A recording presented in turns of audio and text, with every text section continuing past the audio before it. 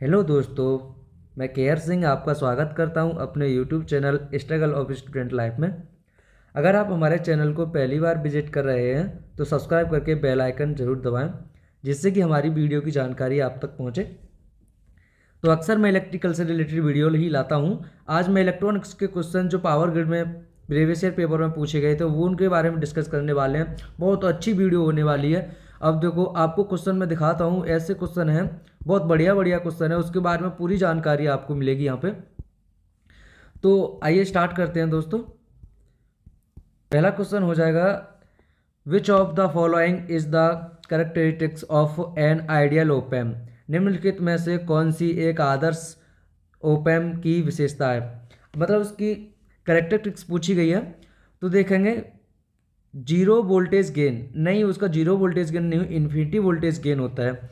Zero input resistance नहीं, ये भी इन्फिनिटी रेजिस्टेंस होता है उसका। इनफाइनाइट बैंडविड्थ, ये बिल्कुल सही आंसर हो जाएगा, उसकी इनफाइनाइट बैंडविड्थ होती है, और इसके बारे में आपको मैं आगे भी बताऊंगा। डी ऑप्शन है इनफाइनाइट आउटपुट रेजिस्टेंस। जी नहीं, इनफाइनाइट आइडियल का जीरो होता है आउटपुट रेजिस्टेंस।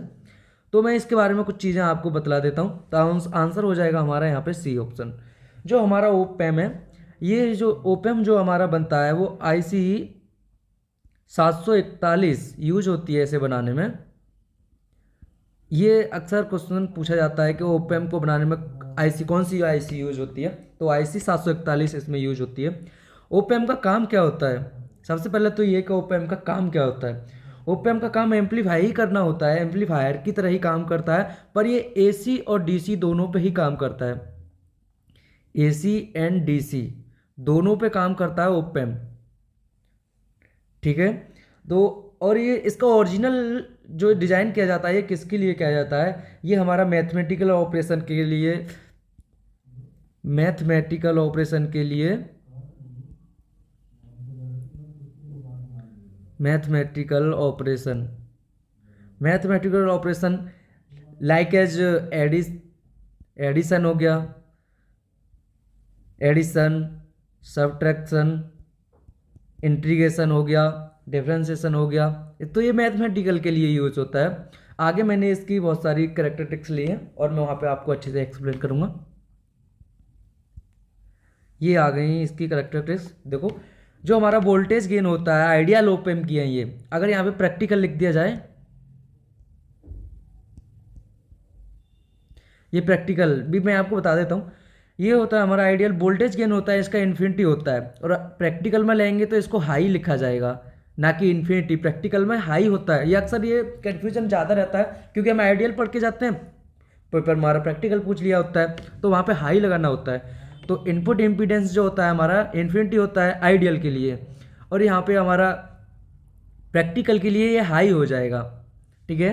और differential mode gain, differential mode gain भी इनका इसका इन्फिनिटी होता है, और प्रैक्टिकल के लिए हाई हो जाएगा ये भी। कॉमन कॉमन मोड,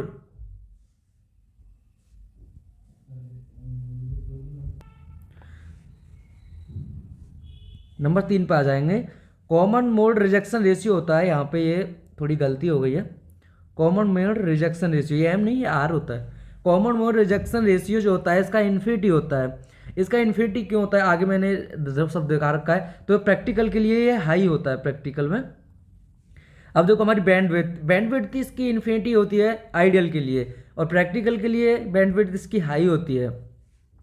स्लू रेट भी इसका इन्फिनिटी ही होता है। इन सब के बारे में मैं आगे बताने वाला हूँ आपको, विद इसकी डेफिनेशन के फॉर्मूला डेफिनेशन सब बताने वाला हूँ आगे, बस थोड़ा सा ध्यान रखेंगे। तो इसका प्रैक्टिकल के लिए ये भी हाई होता है दोस्तों। अब हमारा कॉमन मोड गेन जो होता है इसका जीरो होता है। आइडियल के लिए कॉमन मोड जीरो होता है, और प्रैक्टिकल के लिए इसे लो बोला जाता है, ना कि जीरो, लो बोलेंगे। और आउटपुट इम्पीडेंस भी इसका आइडियल में जीरो होता है, और प्रैक्टिकल के लिए लो हो जाता है। तो आगे मैंने बहुत अच्छी चीज़ बताई है आपको, आगे देखेंगे।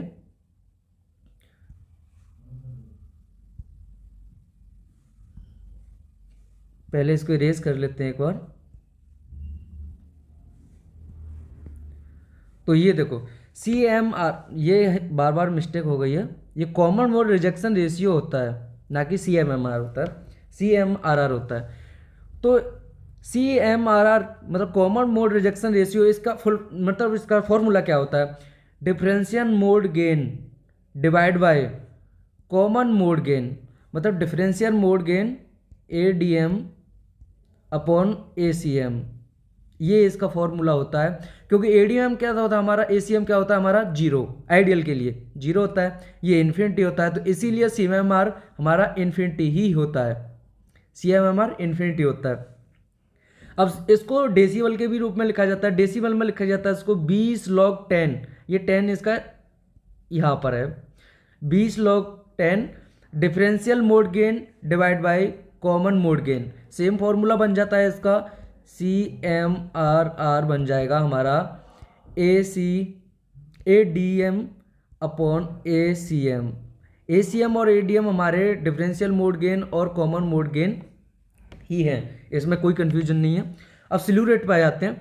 स्लू रेट जो हमारा होता है, ये स्लू रेट करता है हमारा आउटपुट वोल्टेज में change with respect to temperature, temperature के साथ कितना आउटपुट वोल्टेज में हमारा चेंज आ रहा है। इसकी यूनिट होती है हमारी वोल्ट पर माइक्रो सेकेंड।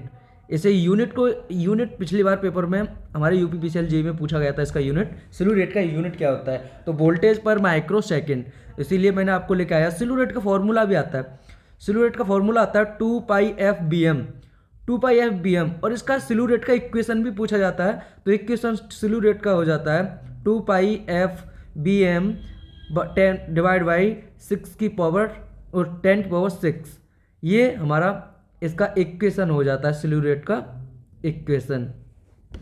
तो आगे चलेंगे, मुझे लग रहा है आपको थोड़ा, आई होप आपको अच्छा समझ में आ रहा होगा। तो क्वेश्चन आगे देखेंगे, क्वेश्चन नंबर 2। क्वेश्चन नंबर 2 है हमारा, what is the form factor.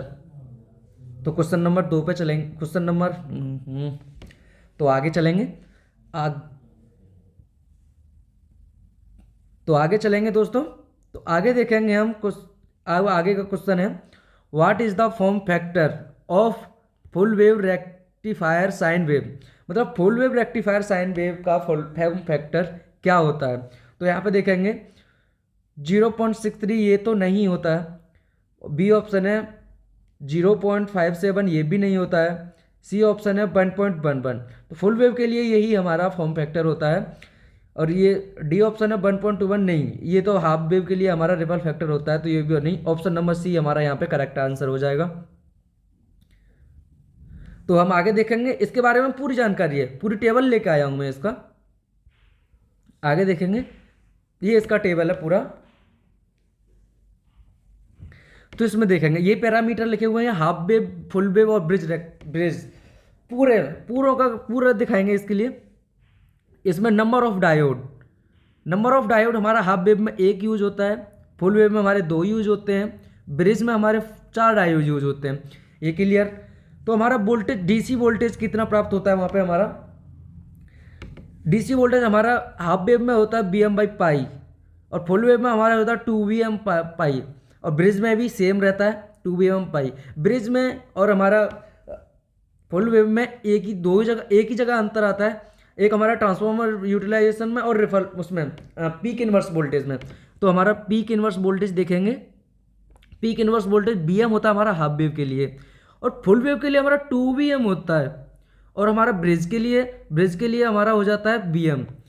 तो हमारा जो पीक इनवर्स वोल्टेज है वो लो होना चाहिए, जबकि यहाँ पे हमारा हाई मिलता है हमें, तो ये हमारे लिए थोड़ा डिसएडवांटेज बनता है।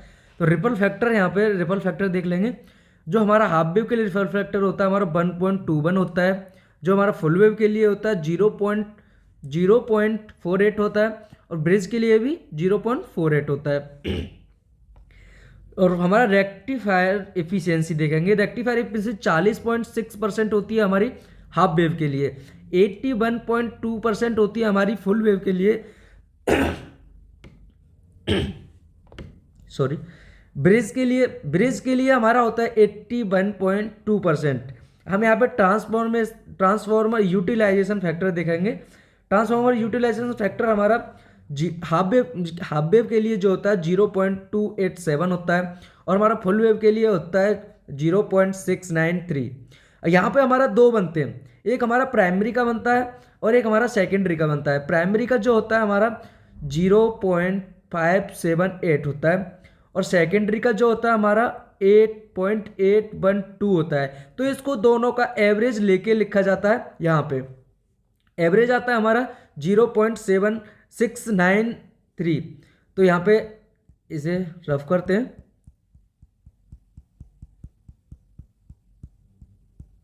तो हमारा ये अब फॉर्म फैक्टर पे आ जाते हैं। फॉर्म फैक्टर जो होता है, फॉर्म फैक्टर हमारा जो फुल हाफ वेव के लिए फॉर्म फैक्टर होता है 1.57 होता है। फुल वेव के लिए हमारा 1.11 होता है, और ब्रिज में भी हमारा 1.1 होता है। यहाँ पे फॉर्म जो हमारा रिपल वो जो था हमारा ट्रांसफॉर्मर यूटिलाइजेशन फैक्टर, यहाँ पे 0.812 बनता है। यहाँ पे हमारा सेकेंडरी का 0.812 ही होता है, पर इसको एवरेज लिया जाता है प्राइमरी और सेकेंडरी का, तो हम ये इसको 0.693 ही लिखते हैं। तो आगे चलेंगे, तो आगे चलते हैं। अब क्वेश्चन नंबर हमारा, क्वेश्चन नंबर नहीं पता, आगे चलते हैं, बस देखते हैं। अब ये देखो क्वेश्चन देखो, an intrinsic semiconductor at absolute zero temperature, मतलब जीरो टेम्परेचर है, पूर्ण शून्य तापमान पर एक आंतरिक चालक कैसे होता है? Has large number of holes, नहीं, बिल्कुल नहीं। Has large number of electron, नहीं होते। वो एक इंसुलेटर की तरह बिहेव करता है जीरो केल्विन टेम्परेचर पर, मतलब परम शून्य तापमान पर हमारा जो होता है एब्सोल्यूट टेम्परेचर पर बिहेव लाइक एन इंसुलेटर। तो यहाँ से हो जाएगा आंसर नंबर सी हमारा सही हो जाएगा। सी ऑप्शन हमारा सही हो जाएगा यहाँ से। तो आगे चलेंगे दोस्तों। अब देखो इसी क्वेश्चन को देखो, बहुत अच्छा क्वेश्चन है। यहाँ पे अक्सर कंफ्यूजन होता है, हम एनर्जी बैंड गैप में और नी वोल्टेज में अक्सर कंफ्यूजन होता है यहाँ पे। तो for gallium arsenide the value of energy gap is, मतलब गैलियम आर्सेनाइड के लिए ऊर्जा अंतराल का मान क्या होगा, एनर्जी बैंड गैप का मान क्या होगा? अब देखो 1.21 इलेक्ट्रॉन वोल्ट तो बिल्कुल नहीं होता है। 0.785 ये हमारा नहीं होता, ये हमारा जर्मेनियम के लिए होता है। 1.5 इलेक्ट्रॉन वोल्ट, ये आंसर हमारा सही हो जाएगा, क्योंकि ये ही हमारा गैलियम आर्सेनाइड का एनर्जी बैंड गैप होता है। अब देखो इसके बारे में थोड़ा आगे मैंने डिस्कस किया है, आगे देखते हैं। तो यहाँ से देखेंगे, ये हमारे मटेरियल हैं, different value of energy band gap at different temperature. Different temperature पे क्या वैल्यू होती है? अब देखो सिलिकॉन की वैल्यू आते हैं। सिलिकॉन के लिए 0 केल्विन टेम्परेचर पर हमारा 1.21 इलेक्ट्रॉन वोल्ट होता है, और हमारा 300 केल्विन पर इसको हो जाता है 1.1 इलेक्ट्रॉन वोल्ट हो जाता है। अब देखो सबसे ज़्यादा टेम्परेचर सेंसिटिव होता है हमारा सिलिकॉन। देखो टेम्परेचर के साथ कितना बढ़ रहा है, घट रहा है ना एनर्जी बैंड गैप, तो यहाँ कंडक्टिविटी सेंसिटिविटी इसकी ज़्यादा होती है टेम्परेचर से। हमारा जर्मेनियम आता है, जर्मेनियम के लिए 0.785 इलेक्ट्रॉन वोल्ट होता है, और 300 केल्विन पर ये घटकर हो जाता है 0.72 इलेक्ट्रॉन वोल्ट। ये हमारे गैलियम आर्सेनाइड के लिए 1.5 इलेक्ट्रॉन वोल्ट होता है, 300 केल्विन पे जाके ये हो जाता है हमारा 1.4 इलेक्ट्रॉन वोल्ट। तो आई होप आपको अच्छा समझ में आ रहा होगा। आगे चलते हैं। ये क्वेश्चन देखो, कमेंट में आंसर अपना जरूर लिखते हैं। In pure silicon if is added N type semiconductor result, मतलब शुद्ध सिलिकॉन में यदि ऐसा क्या जोड़ा जाए कि जो हमारा रिजल्ट है वो एन टाइप सेमीकंडक्टर का परिणाम देगा। अब देखो ऑप्शन नंबर ए, बोरॉन मिलाएंगे, नहीं मिलाएंगे। इंडियम मिलाएंगे, ये भी नहीं मिलाएंगे।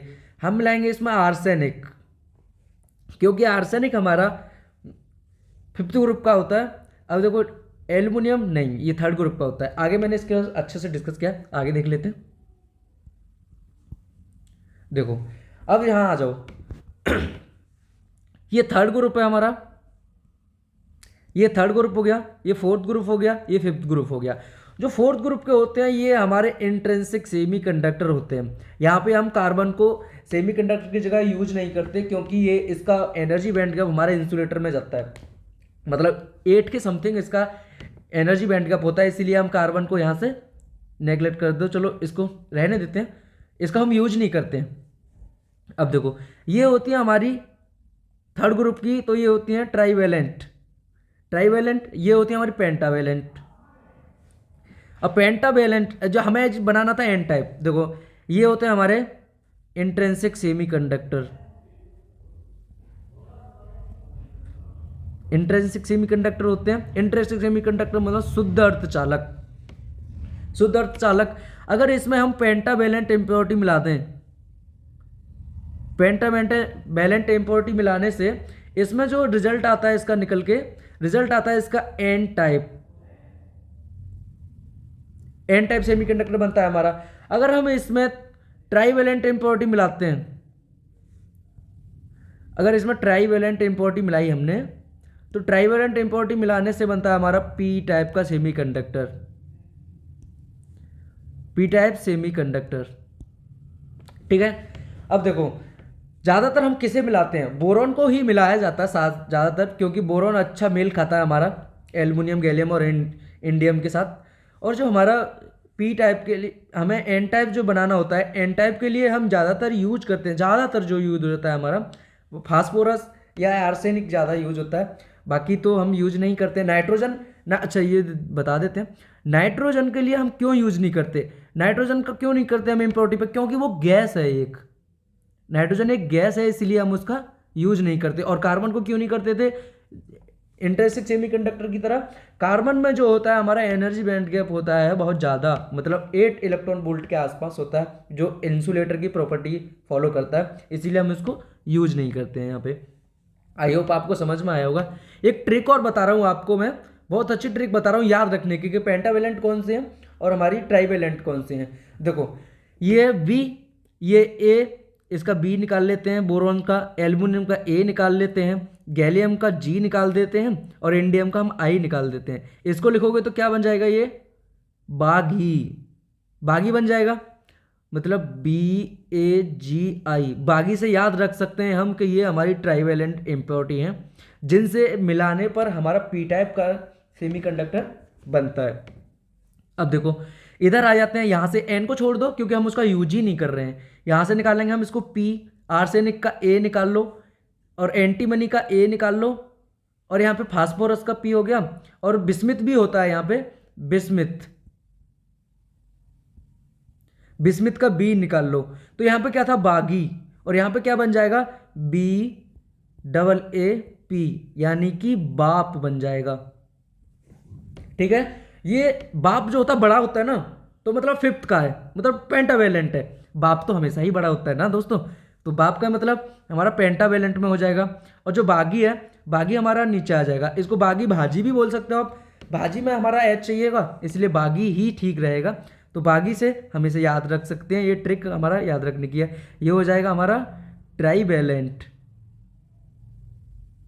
ठीक है, और ये हो जाएंगे हमारे पेंटावेलेंट। ठीक है दोस्तों, आई होप आपको अच्छे समझ में आ रहा होगा। आगे चलते हैं। अब एक क्वेश्चन देखो, position of Fermi energy level of P type semiconductor, P type semiconductor में फर्मी ऊर्जा स्तर की स्थिति क्या है। अब देखो यहाँ पे अक्सर ज़्यादातर बहुत ज़्यादा कन्फ्यूजन होती है, तो हमेशा आपको इस ऐसे तरीके से समझाऊंगा, कभी जिंदगी भर नहीं भूलने वाले हैं आप, देखते जाइए। ऑप्शन नंबर ए है हमारा ऑप्शन नंबर ए देखेंगे, just below the conduction band energy level, energy level conduction band के नीचे होता है, जी नहीं, पी टाइप के लिए नहीं, वो एन टाइप के लिए होता है। For away from balance band energy level, बिल्कुल भी नहीं, वो हमेशा एन टाइप के लिए बोल रहा है ये। फॉर अवे मतलब बैलेंस बैंड से दूर नहीं, बैलेंस बैंड के पास होता है।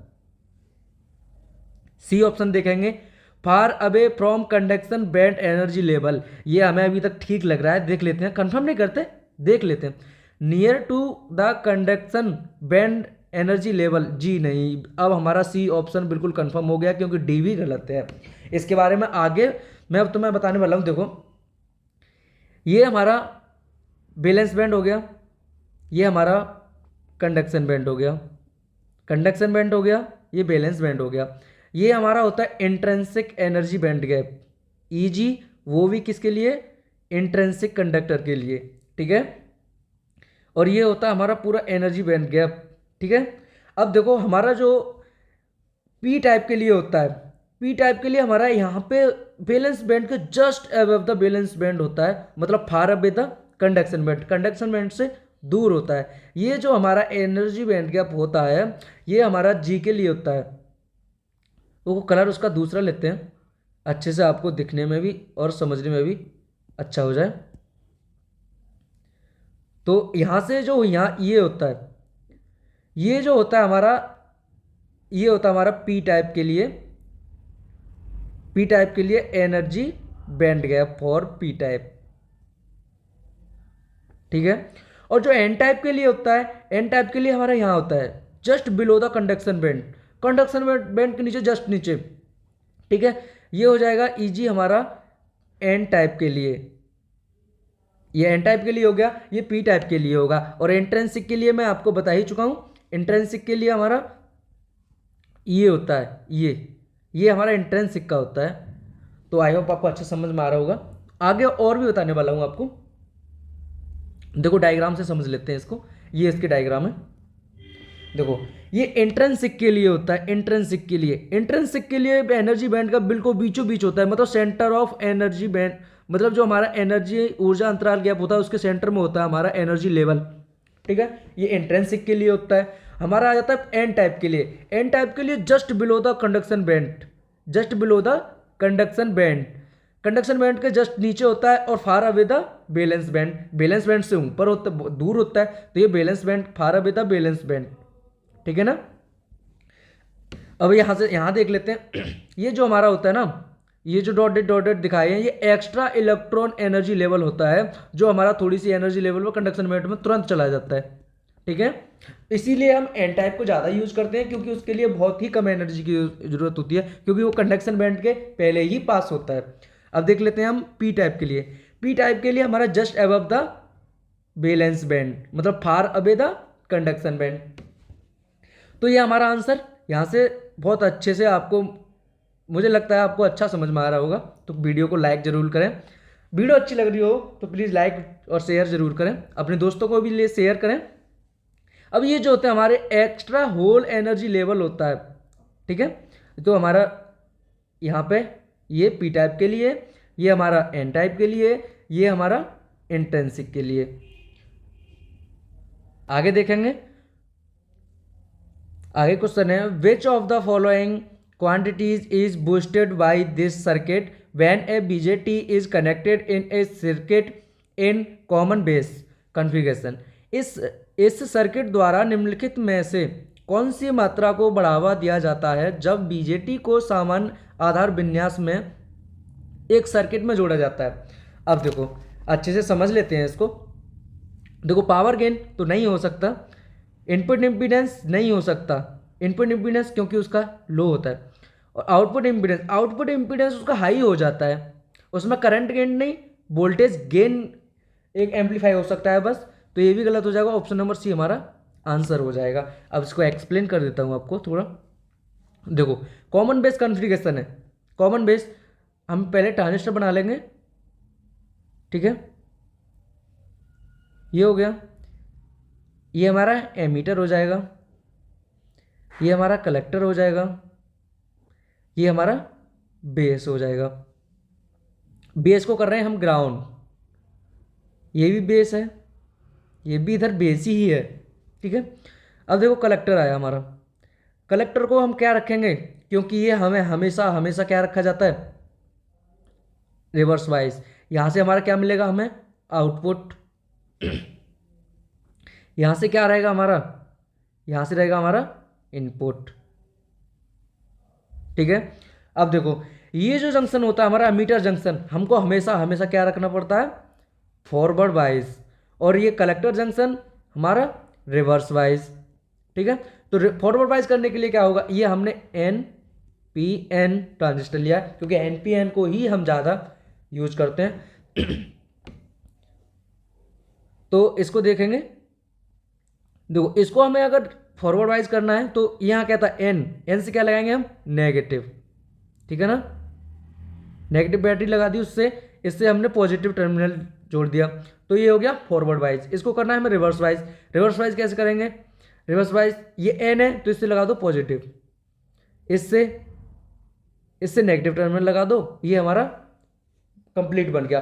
अब देख लेते हैं इसमें टर्मिनल, इनपुट टर्मिनल क्या है, इनपुट टर्मिनल कहां से जा रहा है हमारा इनपुट एमीटर, इसमें एमीटर इसमें इनपुट टर्मिनल हो गया। आउटपुट हमारा कहां पे है कलेक्टर। कभी कभी जब पेपर आसान बनता है तो ये भी पूछा जाता है कि कॉमन बेस में आउटपुट टर्मिनल क्या होता है, तो ग्राउंड क्या होता है इसमें, ग्राउंड होता है हमारा बेस, ठीक है ना। आई होप आपको अच्छा समझ में आ रहा होगा, तो वीडियो को लाइक जरूर करें। अब इसके पैरामीटर देख लेते हैं ना। अब देखो ये था हमारा फॉरवर्ड वाइज, जब फॉरवर्ड वाइज था तो इसका इनपुट इंपीडेंस क्या हो जाएगा, देखो फॉरवर्ड वाइज हुआ, फॉरवर्ड वाइज होने के बाद इसका आर एन मतलब इसका इनपुट रेजिस्टेंस क्या हो जाएगा, लो हो जाएगा। अब यहां से दो बात बनती है,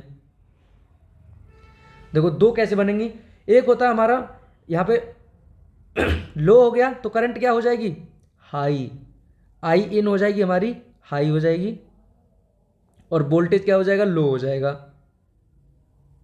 बी एन लो हो जाएगा।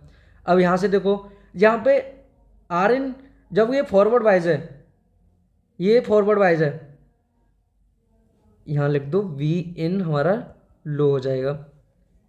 ये रिवर्स वाइज है हमारा, ठीक है, आउटपुट जंक्शन रिवर्स वाइज है, कलेक्टर जंक्शन को हमेशा रिवर्स वाइज रखा जाता है।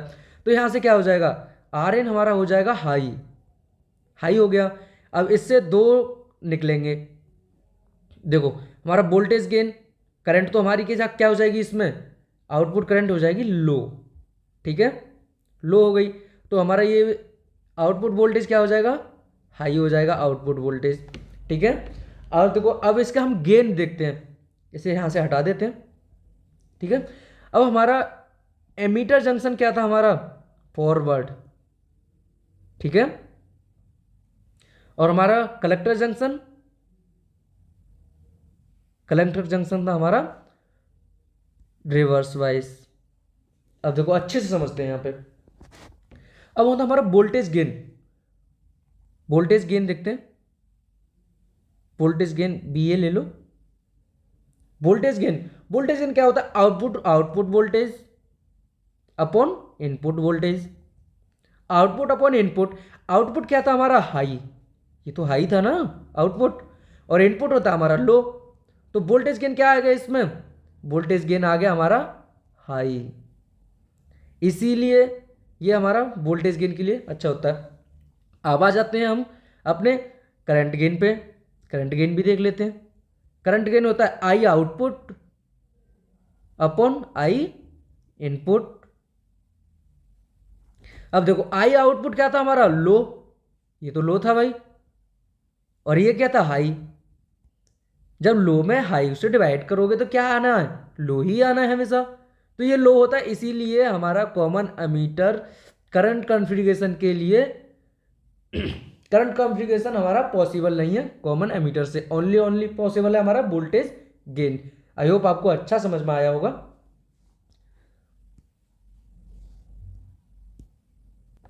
अब इसका देख लेते हैं करंट एम्प्लीफिकेशन फैक्टर।